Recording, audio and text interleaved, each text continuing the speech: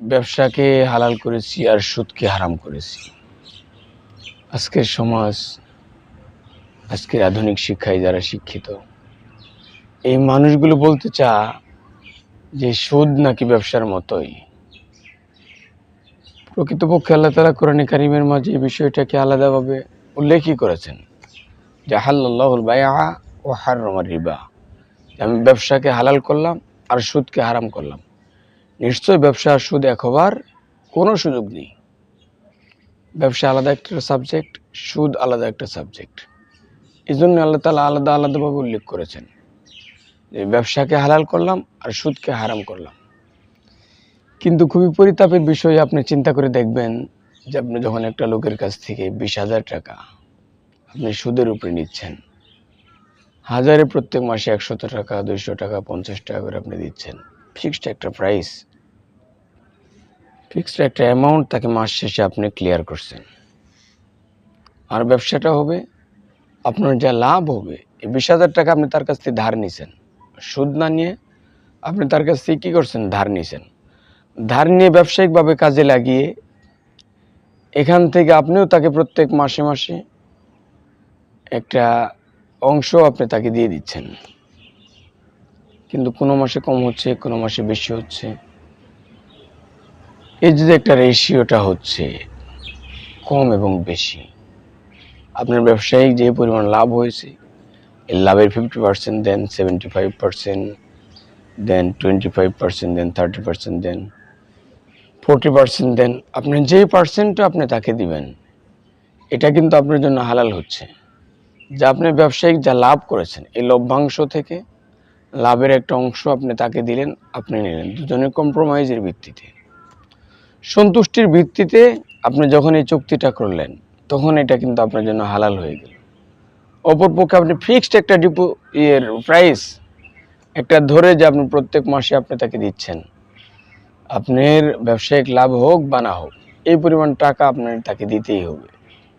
আপনি ব্যবসায়িকভাবে টাকাটা কাজে লাগান বা না লাগান, আপনার অভিরুচি।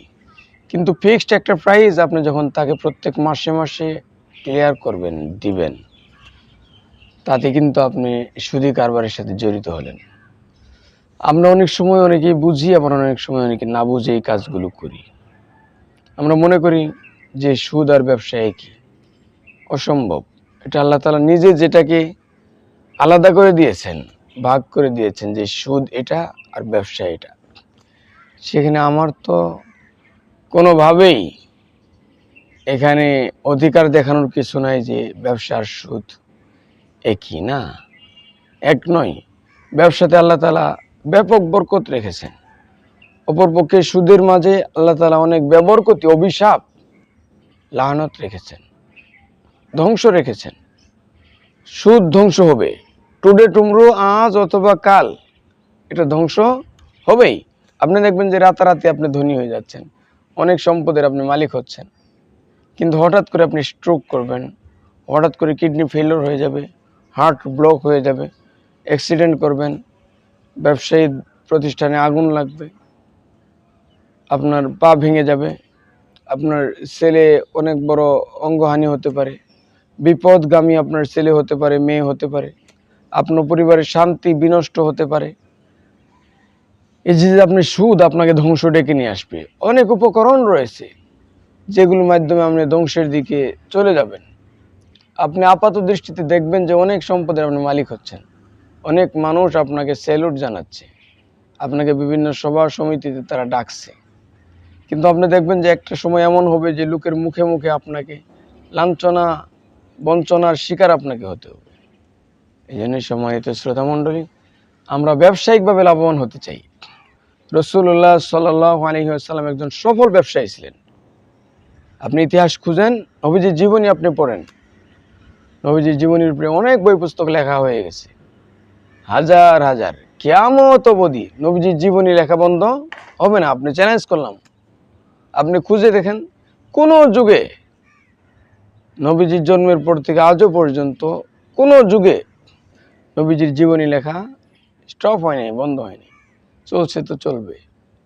কিয়ামত অবধি নবীজির জীবনী লেখা চলবে, কোরআনে কারিমের তাফসীর লেখা চলবে।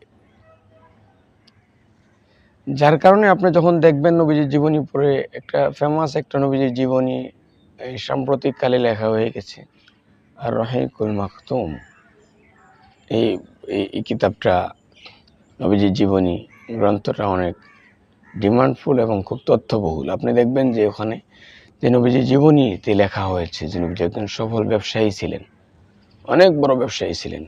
রাসূলুল্লাহ সাল্লাল্লাহু আলাইহি ওয়াসাল্লাম শুধু একা নয়, বেশিরভাগ নবী রাসূল ব্যবসা বাণিজ্য করতেন। আমাদের নবীজির সাহাবায়ে কেরাম ব্যবসা বাণিজ্য করতেন। এজন্য সফল ব্যবসায়ী হওয়ার জন্য আপনাকে যেমন নীতি ঠিক রাখতে হবে, সুদমুক্ত ব্যবসা আপনাকে গড়ে তুলতে হবে। হালাল তরিকায় যে ব্যবসা, এই ব্যবসাতে আপনাকে নামতে হবে। তাহলে দেখবেন যে অঢেল সম্পত্তির মালিক আপনি হয়ে যাবেন।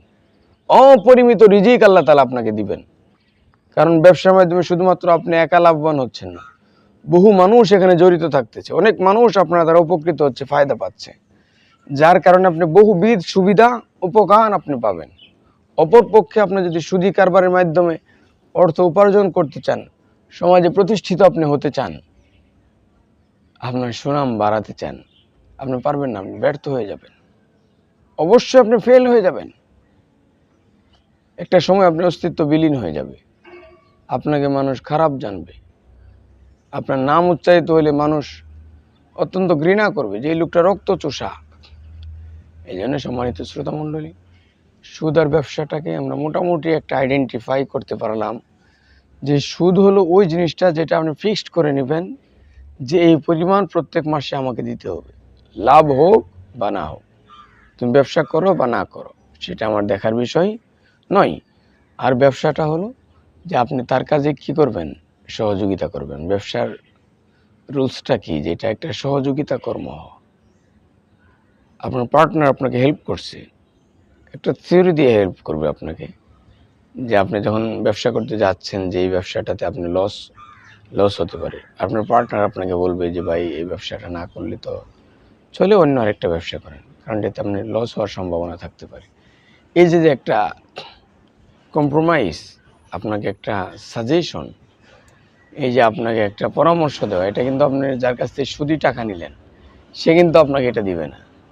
তার কথা হলো প্রত্যেক মাসে আমাকে এই পরিমাণ টাকাটা পরিশোধ করলেই সে সন্তুষ্ট। কিন্তু আপনার ব্যবসায়িক পার্টনার, আপনি যদি ক্ষতির সম্মুখীন হন, সে কিন্তু আপনার মনে কষ্ট পাবে। এই জন্য সম্মানিত শ্রোতামণ্ডলী, ব্যবসাটা আল্লাহ তাআলা আমাদের জন্য হালাল করেছেন আর সুদকে হারাম করেছেন। ব্যবসাটা হতে হবে দুজনের সম্মতিতে, সন্তুষ্টির ভিত্তিতে, এবং কি হতে হবে, লাভ এবং লস দুটা রিস্ক নেওয়ার এই সম্ভাবনা দুজনের মাঝেই প্রবল থাকতে হবে, যে আমরা দুজনের লাভের যেমন অংশীদার হব, লসেরও ক্ষতিরও সম্ভাবনাময় পরিস্থিতিতে আমরা একতাবদ্ধ থাকব। এই জন্য আল্লাহ তাআলা আমাদেরকে জানিয়ে দিয়েছেন যে আহাল্লাল্লাহুল বাইআ ওয়া হাররামা রিবা, যে ব্যবসা তোমাদের জন্য হালাল করলাম আর সুদকে হারাম করলাম।